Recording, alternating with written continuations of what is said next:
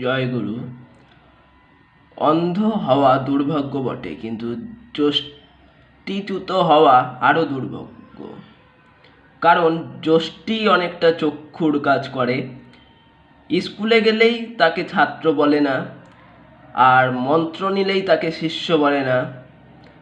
হৃদয়টি শিক্ষক বা গুরুর আদেশ পালনের জন্য সর্বদা উন্মুক্ত রাখতে হয়।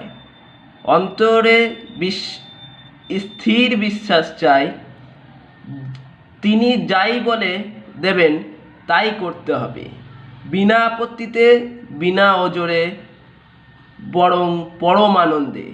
যে ছাত্র বা শিষ্য প্রাণপণে আনন্দের সহিত গুরুর আদেশ পালন করেছে, সে কখনোই বিফল হয়নি।